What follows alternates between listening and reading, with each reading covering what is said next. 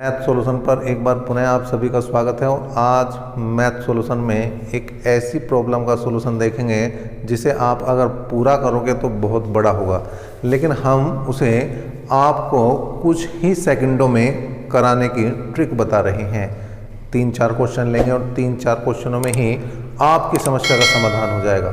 जैसा कि आप देख रहे हैं आपकी स्क्रीन पर क्वेश्चन आ चुका है। और क्वेश्चन क्या है? क्वेश्चन है भैया, यह है क्वेश्चन कि 6 क्रमागत प्राकृतिक संख्याओं में से पहली 3 संख्याओं का योग 27 है।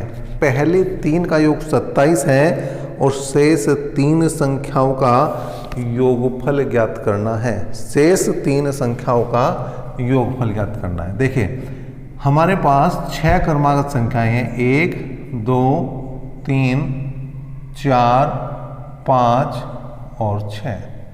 6 क्रमागत संख्याएं दी गई हैं और उनमें से जो पहली 3 हैं उनका योग दिया गया है। उनका योग दिया गया है कितना भैया? 27 दिया गया है। कितना दिया गया है? 27 दिया गया है। और अंतिम 3 का पूछ रहा है, अंतिम 3 का योग पूछ रहा है। चलिए इस क्वेश्चन को हम समझते हैं किस तरह से, किस अप्रोच से हमें करना चाहिए अगर हमें समय बचाना है। समय बचाना है तो देखिए हम अभी समझते हैं कि ये क्वेश्चन केवल इतना है, कितना? 1 से 3 तक की बात करते हैं। अगर आपके पास 3 क्रमागत संख्याएं हैं, अगर आपके पास 3 क्रमागत संख्याएं हैं और उन 3 क्रमागत संख्याओं का योगफल 27 है और मैं कहूँ कि आपको वो संख्याएं निकालनी है, तो देखिए यहाँ पर आप औसत लगा दें, तुरंत औसत लगा दे, 3 से भाग कर दे तो कितना आ गया? 3 तिया 9। इसका मतलब ये वाली संख्या 9 है। कौन सी भैया? जो दूसरी संख्या है वो कितनी है? वो 9 है। दूसरी संख्या 9 है। अगर मुझे आगे की जानी है तो वो 1 बढ़ा देंगे और पीछे की आनी है तो 1 घटा देंगे। ठीक है, मतलब अगर मैं देखूं तो जो तीसरी संख्या है वो 10 है और अगर मैं देखूं जो पहली संख्या है वो 8 है। चलिए भाई, जब 6 क्रमागत है इसका मतलब आगे की संख्या भी तो इसी तरह से निकालनी है। ये 10 है तो ये 11 नहीं होगी, ये 12 होगी और ये होगी कितनी भैया? 13 होगी। बात समझ में आई होगी। एक बार फिर से देखें क्या समस्या है, क्या उसका समाधान है। हमने बताया कि अगर आपके पास पहली 3 संख्याओं का योग दिया गया है, पहली 3 संख्याओं का योग दिया गया है कितना? 27। तुरंत आप क्या बनाएं? औसत बनाएं, एवरेज बनाएं। औसत बनाया तो 9, और अगर विषम संख्याएं हैं तो जो औसत है वो बीच की संख्या है। इसका मतलब 9 जो है वो दूसरी संख्या है। 9 दूसरी है तो 10 तीसरी हो जाएगी, 11 चौथी हो जाएगी, 12 पांचवी हो जाएगी और 13 छठी हो जाएगी। योग चाहिए तो भैया जोड़ दो इन्हें। किसे?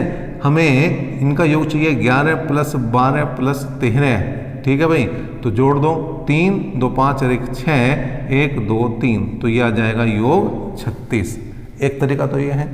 एक तरीका ये है कि जैसे ही संख्या निकली वैसे ही आप योग पर पहुंच जाओगे। कैसे? अब बाद की 3 पर ध्यान दो, अब किन पर दो? बाद की 3 पर ध्यान दो। बाद की 3 पर ध्यान दिया तो बाद की 3 है 11 12 13। बाद की 3 क्या है? 11 12 13। और बीच वाली संख्या क्या होती है? औसत। बीच वाली संख्या क्या होती है? औसत। बीच वाली संख्या जब औसत है, योग निकालना है तो औसत है 12 और संख्याएं 1 2 3, संख्याएं हैं 1 2 3, 3 से गुणा कर दो तो 12 तिया 36।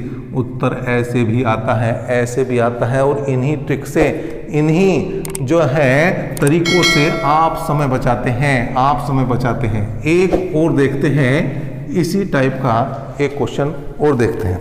क्वेश्चन है ABCD और E निरंतर। निरंतर का मतलब लगातार, मतलब क्रमागत, मतलब सतत।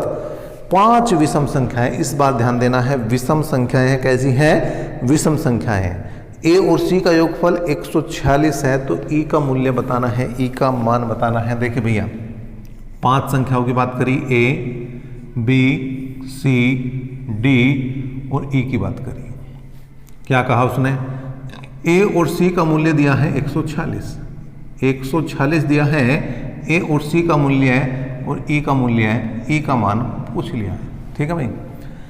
अब एक बात समझे, जब लगातार संख्याएं हैं, जब लगातार संख्याएं हैं और अगर 3 संख्याओं में बाहर वाली 2 का योग पता है तो बीच वाली संख्या निकालना आसान है। बीच वाली संख्या निकालना आसान है। कैसे भैया? जैसे मैं कहूँ कि लगातार संख्याएं हमारे पास 1, 2 और 3 हैं, ठीक है, ठीक, 1, 2 और 3 लगातार संख्याएं हैं। अब अगर मैं इन दोनों का योग देखूं तो कितना आ रहा भैया? इन दोनों का योग आ रहा है कितना? 4। कितना आ रहा है? 4। तो अगर मैं इसका आधा करूंगा तो तुरंत मुझे बीच की संख्या मिल जाएगी। और देखें, अगर हमें विषम की बात कर रहा है, जैसे 3, 5 और 7 दिया है, बीच की मैंने हटा दी। अभी आपने देखा 5 थी लेकिन मैंने बीच की हटा दी। अब इन दोनों का योग कितना है भैया? इन दोनों का योग है 10, लेकिन जैसे ही मैं आधा करूंगा तुरंत बीच की पता लग जाएगी। बात समझ में आई होगी। जो मैं बात कहना चाह रहा हूँ वो आपकी बात समझ में आ चुकी होगी और आई है समझ में। तो इसका मतलब बी का मान तो डायरेक्ट निकाल सकते हैं बटे 2 करते ही। बटे 2 करा तो बी का मान आया 2 सत्ते 14 और 2 तिया 6, मतलब ये 73 है भैया। कितनी है? 73 है, 73 है। कितनी है? 73 है। विषम है तो 2 2 बढ़ा दो, ये 75 है, ये 77 है और ये 79 है। और ये भैया 2 घटा दो तो 71 है। किसकी वैल्यू चाहिए थी? ई की, तो ई की वैल्यू 79, मतलब डी ऑप्शन आप देख रहे हैं। डी ऑप्शन बिल्कुल सही है। डी ऑप्शन बिल्कुल सही है। चलिए और देखते हैं एक क्वेश्चन। इसी टाइप का एक क्वेश्चन और लिया हमने और ये क्वेश्चन आपके सामने पहुंचता हुआ क्या है भाई? इस बार उसने कहा है, क्या कहा है? क्रमागत 5 संख्याओं का योगफल 270 है।